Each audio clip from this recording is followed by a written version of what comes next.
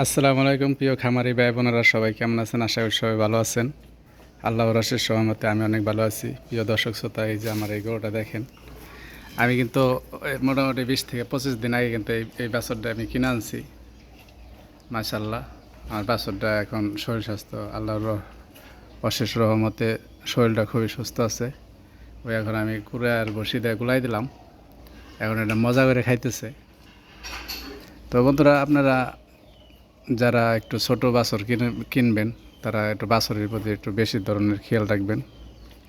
এই বাছুরগুলো তো মা ছাড়া, এই কারণে একটু সমস্যা হয়। কিছুদিন ঘাস, কুড়া, বসি এগুলা একটু খাওয়াই দেওয়ার চেষ্টা করবেন, একটু আদর করে দেখবেন এটিতে খাইব। তো পরবর্তীতে মনে করেন এটা আস্তে আস্তে আস্তে আস্তে দেখা যাইতেছে বড় হয়ে গেলে এটা সব কিছু ঠিক হয়ে যাব।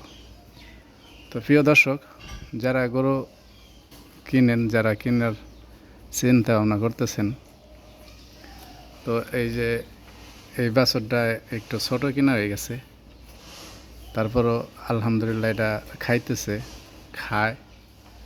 তো এটা বাছুর যদি খায় আস্তে আস্তে দেখা যাইতেছে, এটা আমি আনছি 20-25 দিন হয়ে গেল। যখন কিনে আনছি তখন মনে করেন এটার বয়স আসলো 1.5 থেকে 2 মাস, 1 থেকে 1.5 মাস। তো মোটামুটি এখন 2.5 মাস 3 মাস বয়স হয়ে গেছে। তো এটা মোটামুটি এখন একটু বড় হয়ে গেছে, সমস্যা নাই।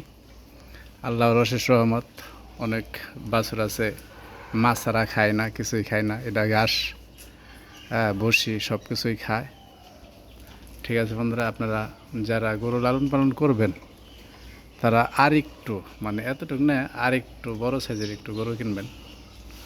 এত ছোটো বাছুর কিনলে এটার খেয়াল মধ্যে লাগে আলাদাভাবে।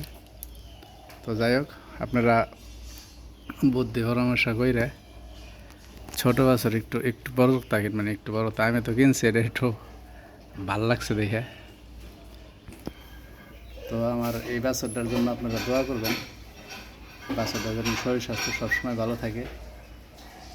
এটা যেন আল্লাহর অশেষ রহমত অনেক বড় হয়, এটা যেন শরীরটা ভালো থাকে। তাই ভালো থাকবেন। আসসালামু আলাইকুম।